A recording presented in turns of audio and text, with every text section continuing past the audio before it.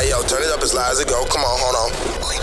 Please, welcome. This is Hill and Chill as Fuck the podcast. It's your boy Tristan Mitchell, licensed clinical social worker with Soko Ray Therapy. And it's me, your girl, Socorro Reynoso, aka Soko Ray, owner of Soko Ray Therapy, licensed clinical social worker. And this is Robin Dial, associate clinical social worker with Soko Ray Therapy and resident hip hop head with this therapy for us, by us. Hill and Chill as fuck podcast. We in here, baby. Let's get it. All right, welcome back for another episode of Hill and Chill As fuck. Podcast. Yes. Gotta whisper. It was just like a F fuck, then a little single. But no. Remember that, what song was it? Hey, baby, come let me whisper. Yeah, tell you something like that you might like to hear. And then remember, It was called the Whisper song, right? Yes. Don't go to the hook though. I forget the hook. Take us to the hook, Rob. Come on, Rob. Why do you see my? Oh! I'm gonna beat that. Like, yeah. Okay, enough of that. That was undergrad. Anyways. We are back. What's up? Well, y'all know what time it is. What's in your mug, what you got in your mug. So at the top of COVID, your girl was like, oh, we gonna stock up on this alcohol to make sure we got what we need to get us through. So I bought some whiskey at Trader Joe's with my sister. And this is the last of it. Clearly I'm not a whiskey drinker because this just lasted 6 months, right? So there's some Bullet whiskey mixed with some squirt that was also left over and some ice. We gonna call this a wort. A whiskey squirt. A squisky. You are cracking yourself up. I can't. So if you Soko's already been sipping. That's it's okay. I'm not even tipsy. So today Sok mixed these up for us. But if you don't want that homie hookup, you know what time it is because I take every opportunity I get to shout out my boo. If you don't want the homie hookup, which I like that. Hit it again. Your favorite bartender. Hey, your favorite. Boo, if you out there listening, you have to get it's your Rob new on theme. your It's hook. your new theme song. Hey. But of course, as you guys know, you can holla at Yo Fave Bartender, YOFAVE Bartender, for all your bartender needs. Black woman owned. She also makes good sandwiches. I had one today. Thanks, Shamila. But yeah, let's get into it. Time for that good old check-in. Check-in. Where we at? Robin, give me an animal that expresses something that you felt this past week. I can give you a specific animal. I mean, people won't know it's a dog, but it's a specific dog. Okay. My cousin's dog, 7, who is the most chill dog of life. Like, he just lays down in the sun and then never moves. Like, he's just like, That's you. doesn't want to be bothered with anybody. Just goes and like he's my spirit animal. I've been saying that. I love 7. 7. Yeah. 7 is the number of completion. Oh, well, he's completed several naps and so do I. Maybe that's what you do when you're complete. You just chill. Yeah. He's one of the chillest. What kind of dog is it? Pit bull terrier. Okay. I think. Pretty? Is it a pretty dog? Black and white. Such a cute dog. Okay. Old or young? I don't know how old he Look, is. if that's your spirit animal, you're going to have to know these things. Yeah. Okay, Tris. He's probably young, but acts 80, so that's probably me. Yeah, for sure. I don't know if this is my spirit animal per se, but I'll say for this week, because I'm exhausted, I think I'm feeling like a sloth. It's a good one. That's like literally when you asked the question, that's what popped up in my head was a sloth. Just like moving slow because you're tired. Mm-hmm. And Okay. I promise you I'm going to stop being tired. I think I've said that on the past couple of episodes. You've been working, bruh. You've been working. That's how it is sometimes, right? There's highs, lows, ebbs, flows, and you're in the thick of things right now. Mm-hmm. And that But emotional exhaustion. True. Yeah. True. And I think that go ahead. I was just going to say, something that's important, I think, for us to remember when we're in those phases is that this is not forever. And just make sure that it doesn't become your forever. Mm-hmm. Mm-hmm. We're literally about to say the same thing. Mm-hmm. Like, again, I think we've tried to make good practice of taking things, our own experiences, and building on them, and all in the spirit of vulnerability, which I know was a recent episode, actually our most recent episode. So, yeah, encouraging people to also those friendly reminders that it's not forever and it is temporary, like refocusing yourself on, and it's not to say not to make room for whatever those emotions are or whatever feelings come up about it, but like you said, I think there's a difference between responding to something from a lens of temporary and from a lens of this feels very permanent and forever. Yeah. I asked the question, and again, I don't even know an animal. I always say giraffe because I feel like a giraffe. But I'm going to say maybe a little bit like a lion this week because I've really just like gone after what I want, what I have wanted unabashedly. Not so much roaring, but just like confident in my stride and doing what I want. Mm-hmm. And sometimes it looks soft and sometimes it looks hard, but it is what I want. So I'm a bit lioness this week. Rawr. Yeah. So we out here. We got a lion, a pit bull, and a sloth. They would all be friends too. They'd all chill. I just like see them under a tree somewhere, like all kicking it, and it's like the most awkward combination of creatures. A great conversation. Mm-hmm. Yes. But yeah, I would say in that, and kind of in that spirit, because I think of them under this tree, and that sounds therapeutic as fuck. So we can dive into our topic, which is also therapeutic as fuck. And we're just gonna, I guess, casually break down therapy and what we, am I saying it right? Yeah. What are we doing today? Tris, so what we want to talk about, so I manage your favorite therapist, and we get hella questions, and a lot of people stay away from therapy because they have unanswered questions that they're afraid to ask. So I would like to use this show to talk about when to know it might be time for therapy, how to find a therapist, what to ask a therapist, what to expect in session, what your rights are as a client, and what to expect in the therapeutic process, just like the whole journey of it. And I would like for each of us to kind of expound on what we are like as therapists in session, what a client can expect from someone like us, so that people get a flavor for it. Ultimately, we don't want you to be afraid to come, not just to us either. We can't accommodate everybody. Like, find one for you. So I think a good starting point might be, and we can put Rob in the hot seat and just start with her. What would you say are some reasons that people, actually, let me take that back. Let's dispel some of the myths around why people go to therapy. What have you heard or what have you observed as some of the biggest barriers to people actually taking that step? Well, I think that people feel like they have to have some like huge problem, whatever that looks like, you know, some super traumatic experience to need therapy. Or maybe they don't understand the things that we work on in therapy, so they don't even really know whether or not they need therapy. When I have kind of put out like some definitions of things like anxiety and depression on social media, I've had people respond to me like, oh my gosh, I didn't even know that's what I was going through.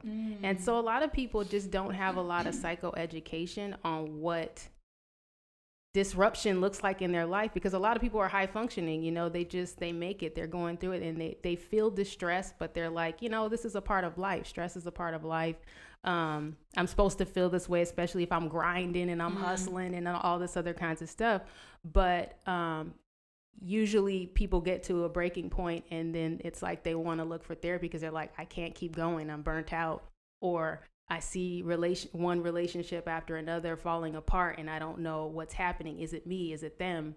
And I think now, because therapy is becoming more publicized and more like cool, you know, or whatever, is that people are starting to recognize there's a lot of reasons to go to therapy, like just wanting to feel some level of growth, like not feel stagnant in their life, or see why this, you know, helping them make decisions, you know, just basic decisions, career, family, relationships, you know, starting to understand the permission to step away from things like family, like just, you know, from these I see so many therapeutic Instagrams and so I think people are starting to recognize that there's so many reasons to go to therapy, not just for a problem or a big problem that is noticeably distressing. Yeah, and the majority of our clients are not here because they've had a psychotic break. Actually, none. Right. We don't. Our clinic, our agency does not treat severe mental health issues. Mm-hmm. We're like low to moderate, the regular stuff, the stuff that all of us deal with. Yeah. Feeling stuck, knowing that there's something more that you could be doing with your life or wanting more and not knowing how to get there, feeling like there's something that's holding you back. Those basic things, like you said, relationship issues, it's not huge, crazy things. It's little things that just take a conversation to kind of talk, not one conversation, but a few to kind of talk out and work through. Mm-hmm. And I feel like usually by the time people have shown up, they kind of can speak to their barriers, but also what helped to push them over the hump. So whatever was kind of stopping them, you'll hear people say, who knows, like I had multiple friends talk to me. I had one friend in therapy who kept talking to me. I had whatever the case may be. So we're able to kind of identify what actually got them to move forward and at least be open. I found too that what's been really beneficial and seems simple to me at times, but I know it's also from doing this work has been, and it's kind of to your point, I think sometimes people just need reminders that they're human and to chill out and cut themselves some slack. People for sure, I see so many people wound up in societal norms and where they should be and what they should be and all of these shoulda, woulda, couldas, and I'm like, yo, like, are you good? Are you? And not that the answer is always yes, but I used to be surprised by people who would be like, I actually do feel good, and it's like, okay, it's just crazy that you're so impacted by these external things that you feel good, but you even feel like something's wrong that you feel good because it's not what other people say feeling good should look like or be like. Yeah. I think we also have clients who maybe feel like they've worn out their resources. They've over-talked to certain friends or feel like certain friends don't want to listen anymore and they want a space away from that all. Therapy's great for that. A person who doesn't know none of your family, none of your friends, won't talk to them, legally can't. Just a safe space to just divulge. And it's funny you mention that because I think of those clients too who, in those initial assessments, because I think sometimes people do feel like they have to have a reason. And most people do. Like we all have something. Like how we show up, how we navigate the world, how we cope is all influenced by something, whether it was modeled for us by some experience. So technically, I think it's a little bit of something to be processed within us all. But I like that when people do show up and when they realize that they aren't crazy or they aren't out of this world, like how in touch with just the blow by blow sessions they get. Like you're thinking in this initial assessment, I got all types of shit on you, like about your mama, your daddy a little bit. And I show up wanting to process and it's exactly what you said. They just want to shoot the shit. Like they just want to tell me literally blow by blow through the weeks. And I enjoy those too. Everything can be heavy, but it was nice and refreshing to see too, because as a therapist, especially thinking of when we all first started out here, obviously there's that pressure to like want to drive outcomes and want for people to feel better. And for me, at least, that creates like this, what does that look like? And, from school and shit teaches you it's going to look a certain way. And I'm like, I've truly settled in my belief that the fact that this person keeps showing up is a good sign. And they are literally like, I got so much shit to tell you. And I'm like, damn, it's been months and we never talked about whatever. But this is like what is a good use of time to them. And so we're in private practice. So we have people who come and pay us. It isn't a clinic. There isn't formal paperwork required. We don't have to meet goals within 12 sessions.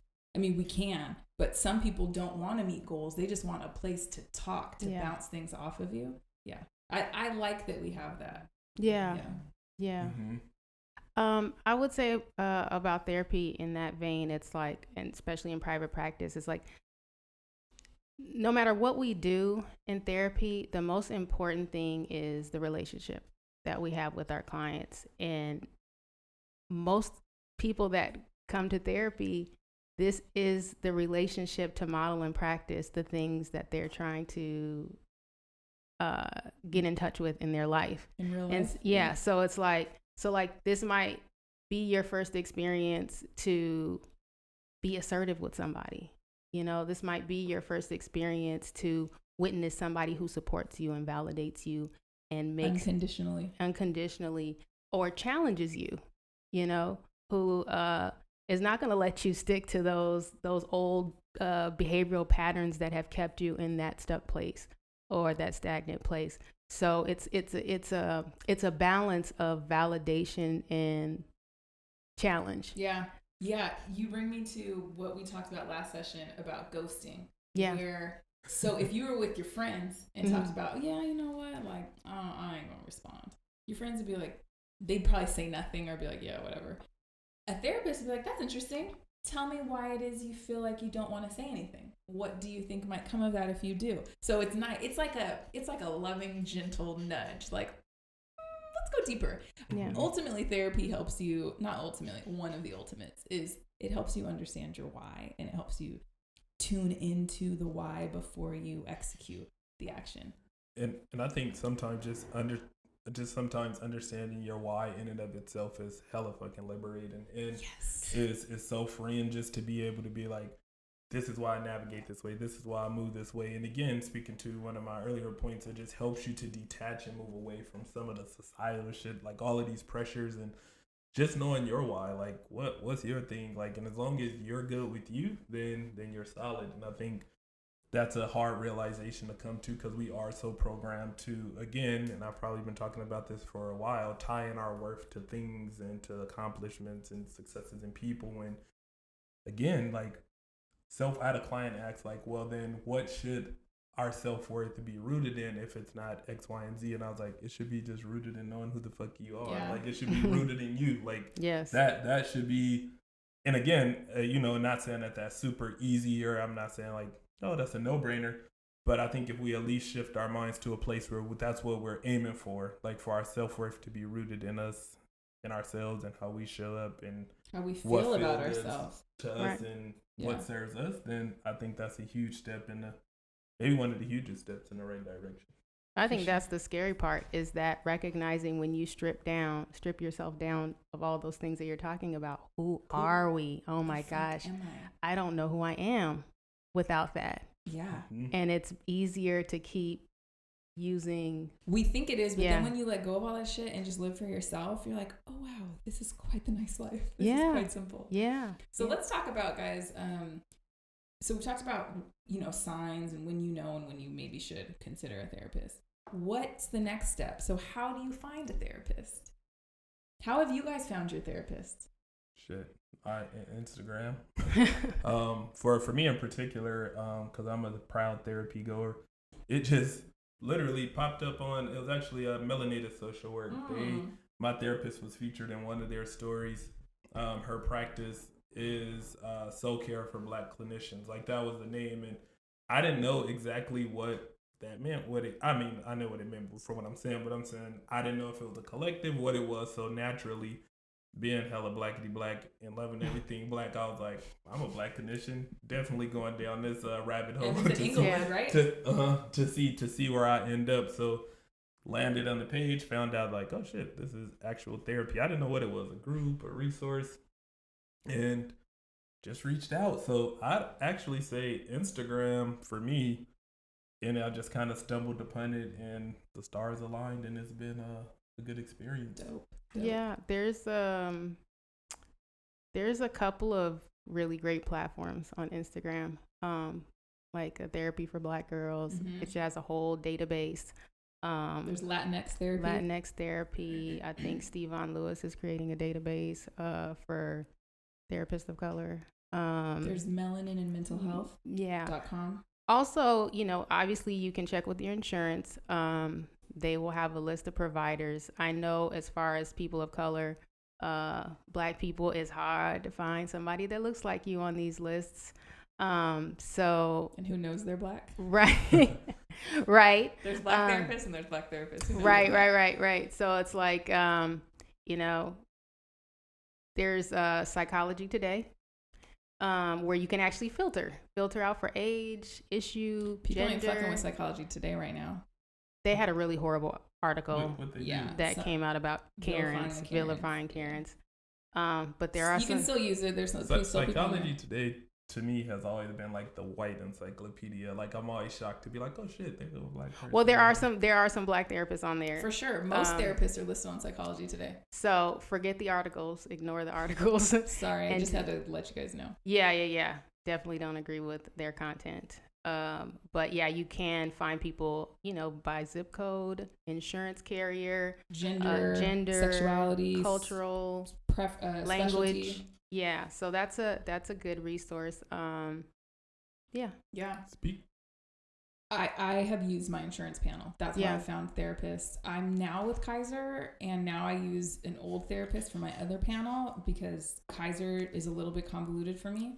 I like to call the person and be like, can I see you? I was on Blue Shield, I think, and you can go online, log in and pull up the mental health directory by zip code, same thing. Mm-hmm. And you do have to call around. And for me, I remember it was 2014 where I started up again, and I had a Saturday where I scheduled 4 sessions, one with each therapist. I had a copay of like $7. So I was like, who fucking cares? And I interviewed. I guess we can get to that part now. What do you do? What do you expect? What can you do? So there are some therapists who offer consultations over the phone, like 15 minutes free. We do that. Mm-hmm. So I always, you email, call, see if they can talk to you about their style. The therapist will ask you what it is you're looking for because we all have different specialties. So if you call me grief, I don't do grief. So when people hit me for grief, I'm like, Robin, you can see Robin. So you want to know that what you're coming to them with is something that they can handle. And you kind of just like when you talk to someone who picks up the phone in any office, you feel a vibe, right? Like for me, it's like the bass in the voice. It's like how soft and gentle they are. I want to suss those things out. So use the same skills that you would use when you're choosing a friend or a doctor. Same route. Mm-hmm. I'm actually going to go back a little bit before we get away from the point. And for myself personally, obviously, I've tried to use my insurance and was unsuccessful. So I do encourage people who have insurance, use that shit, especially if you could get a $7 copay. I will say that my own personal beliefs with insurance, I should say, I don't know if they're personal, ethical. I don't know the right label for them, but just kind of providing context, because I know for people sometimes it's frustrating to be like, people don't accept insurance, and obviously that is frustrating. One, it's a very intense and tedious process, but also I would go a little bit further to also say that depending on your why, I think that going the route of insurance may require more than what is useful for you.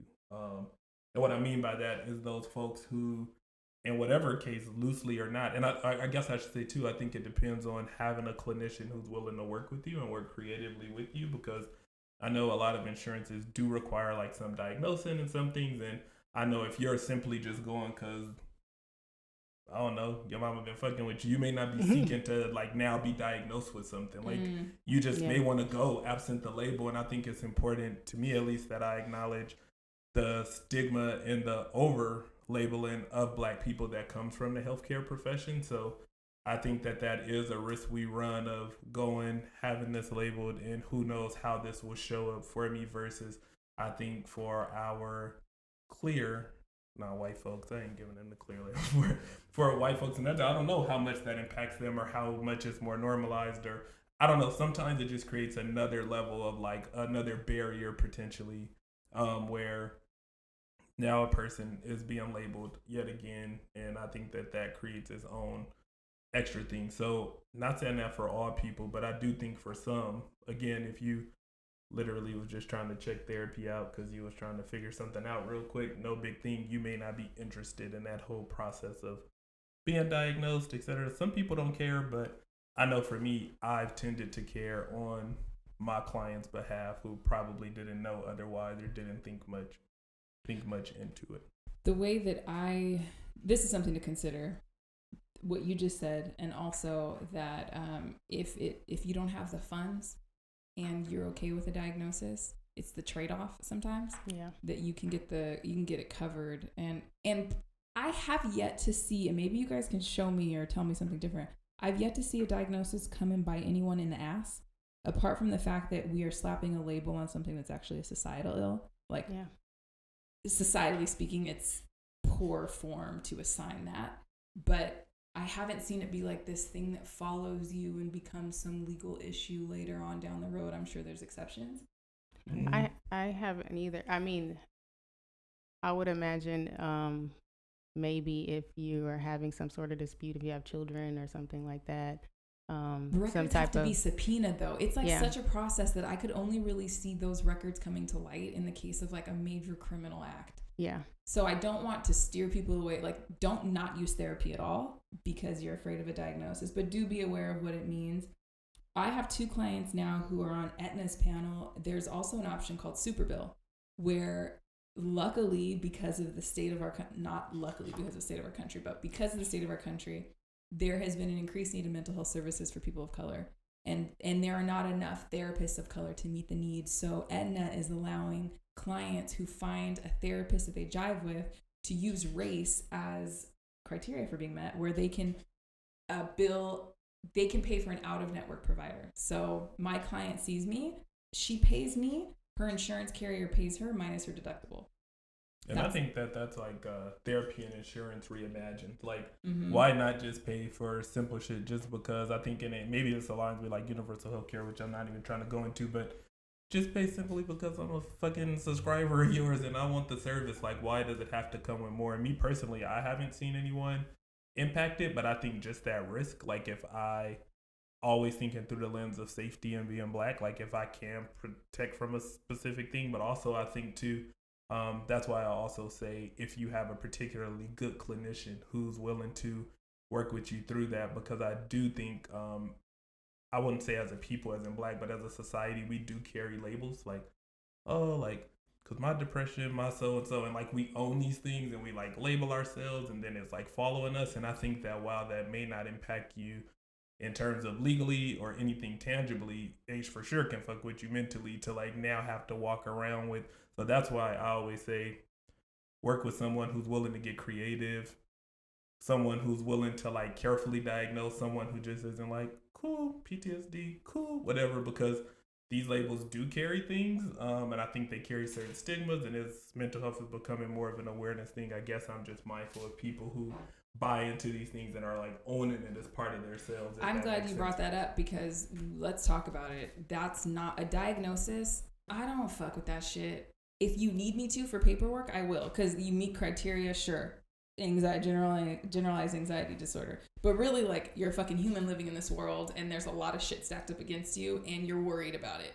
Rightfully so. So are you okay with me putting, for purposes of billing, I have to call it this. It does meet this criteria, but that's not really what it is. It's the human condition. But I have those clients who are like, yeah, I'm fine with that. Whatever. If it means I could just pay my copay. I was going to say, and make sure that if someone does diagnose you, that you understand what that diagnosis is and what it means. Because I have seen a lot of clients, just in my work, say, I'm asking them, so tell me what's going on with you. How is this showing up in your life? How do you feel? Tell me about it. And they're like, oh, I was diagnosed with anxiety. And I'm like, okay, so what does anxiety look like in your life? Yeah. And they have no idea. They just know that they have anxiety. And then, as in explaining it, they're able to articulate or label what those things are. But a lot of people get diagnosis and there's no explanation behind it. So I'm saying if you do go get, help with your insurance and they give you a diagnosis, be sure that you ask what that is, what it means, so you understand and can verify that that's actually how you're feeling and understanding that diagnosis. Because I think what you say is like we carry this thing as like a label, like, I'm depressed, forever. I'm anxious, or like, for instance, if you're not in a culture, if you're not in a place that's culturally competent, and you might have like, a white therapist who is working with a Black man and labels him as delusional or paranoid when he rightfully so can feel that way because of the trauma that we're experiencing with Black men being shot by cops. His paranoia is valid. It's not abnormal. It's congruent with what's happening. It's helpful for his survival. Right. So it's like, instead of saying he's having delusional episodes or whatever, this can be very real for this person and what they're experiencing. So being mindful of like who's giving you these labels, what they mean, and having an understanding of that if you're in that position. Yeah. Yeah, no, absolutely. And y'all know why y'all said all that?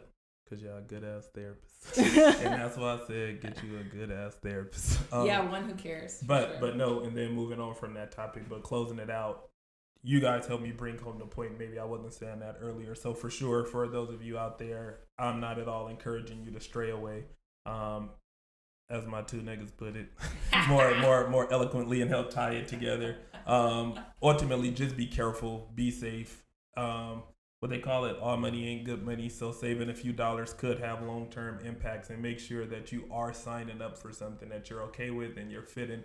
Because I also think, which we ain't gonna get into, but I also think as a people, we've also been taken advantage of into like, just sign this, whatever it is. Like whether if we think like historically, whether it's like bad agreements, bad deals, medically, like just in general through history, we're always signing up for something for the sake of it being presented as Science. a good thing for us. Yeah. And then it comes to bite us in the ass. So I think that's the part that I want everyone to take away is don't just sign up for some shit to save a quick dollar that you aren't really mindful or aware of. And I think you can, as a client looking for a therapist, God, we could talk about this forever is what I'm saying. You can ask questions like, what are your thoughts about the Black or brown experience in America? Yeah. What are your stances? What's your stance on diagnosing? You can ask a therapist that to see like if they're about it. Like, who are you really here for? Are you here for money or are you here for me? This might be an overstatement, but I'm gonna go ahead and say it. LCSWs, ACSWs, we're trained in understanding societal impacts on people of color and the oppressed. It doesn't mean that it's like for sure if you get an LCSW or ACSW, they're going to take care of you, but that training does include the marginalized, The person in the environment. the systems that are stacked up against them, and we have to study it to know it. Anyone who gets their MSW, you're a social worker. You're looking to balance the scale. So there's a good shot that person might be woke as fuck for you. Mm-hmm. I think that's all I wanted to say about that. Are we missing anything? No. Did you want to talk about what a session looks like? First session. Tristan mentioned the word assessment. Okay. So let's jump into what that means. Let's break that down. So, and of course, it means different things to different people in different settings. It may be more formal, more loose. I'll say that I personally love my work with Soko Ray because I get to decide what my assessment looks like.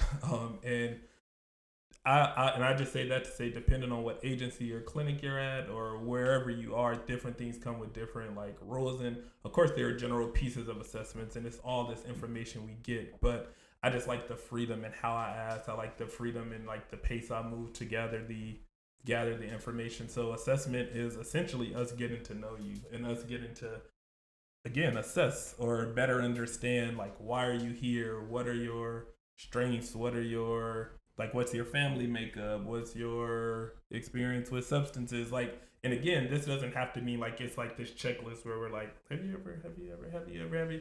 It can be more casual. It could be more free flowing, but essentially, that's what I think of assessments, is just getting to know you and really understanding your case. Because one thing I'm big on is it is enough that you just wanted to come to therapy. I think people make you feel like you have to know why. And what if you just wanted to try the shit? I'm a big believer that it's my job as the clinician to help you tie together those pieces, because I just refuse to believe that you paid money to come sit here and just not fucking know. Like, sometimes we don't have the language. We don't have the know-it-all. All we know is something feels off, so I'm coming to get help. So I also think that assessment period and asking these questions helps me to understand potentially why you may be here, or in addition to the reasons you thought you came, because everyone knows why they think they go to therapy, and you're like, so I'm glad you thought you were here because X, Y, and Z pissed you off, but there's a little more to it. I got a whole list of shit that I think is contributing. Yeah.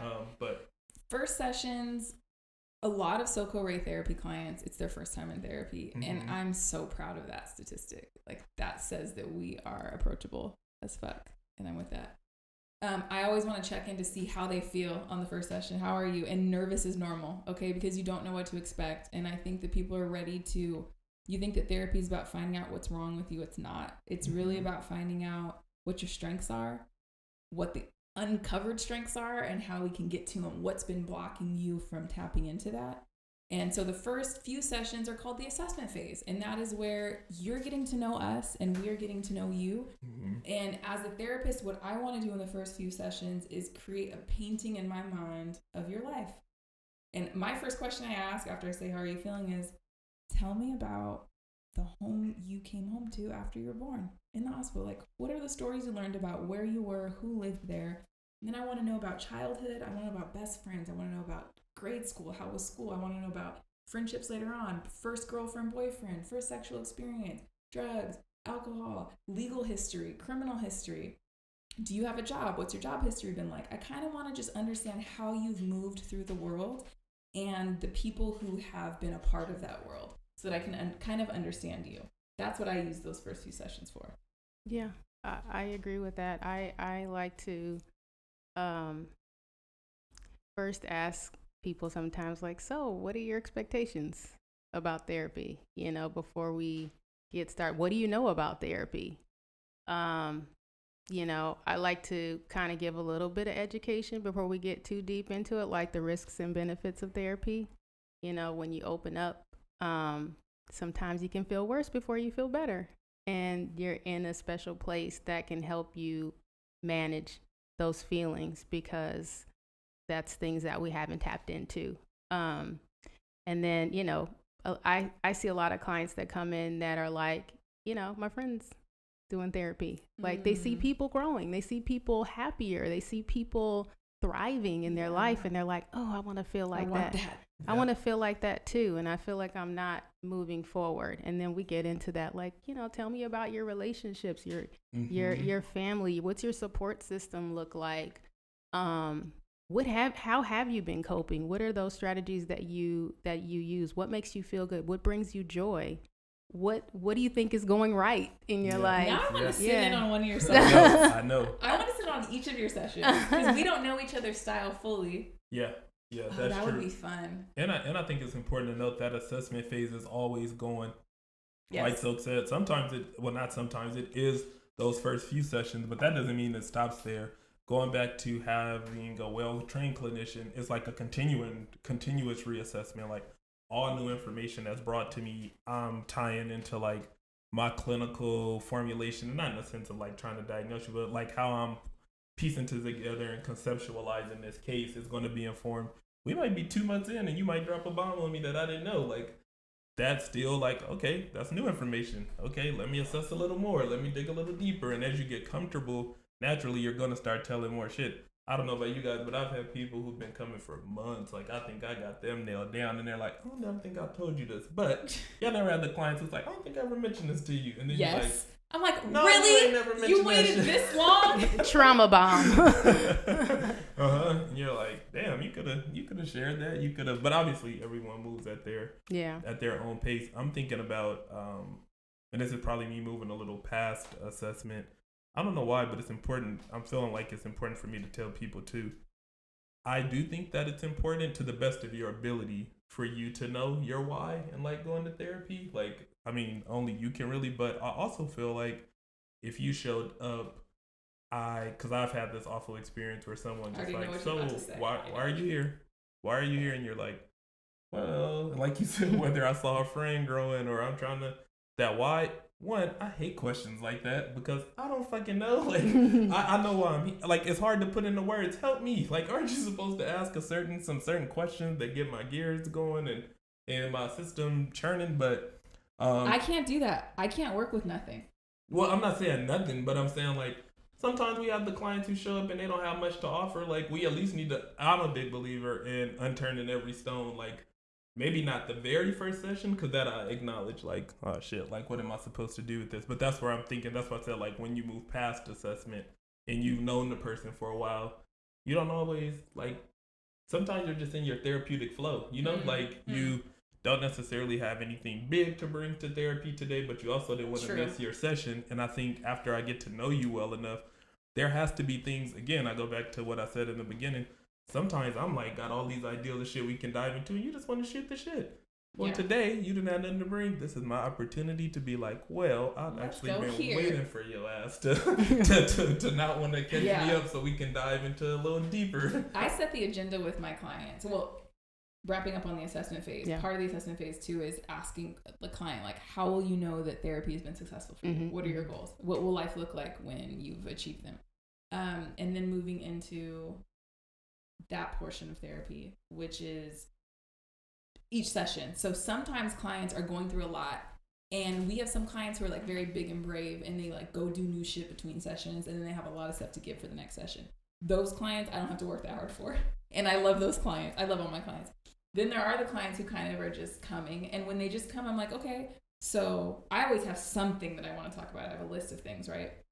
And I ask them, is there something you want to talk about today? And if they say no, that's when we should launch. And I guess that was my main point is your clinician should also, after getting to know you some, should have some idea of what to follow up on, so that if you do just have the week was uneventful, I just came from work, like, cool, well, great, you said some shit. There have been times, though, where I have clients who, because they're not, so at the end of some sessions, we say, like, here's some things that you could do.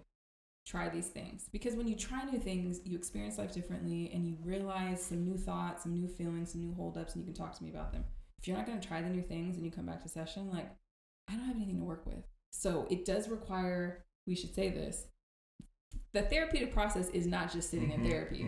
It is all the time between and the things that you engage in. Mainly outside. Absolutely. I will say this, because in my therapy sessions, when I tell people when I assign homework, I'm like,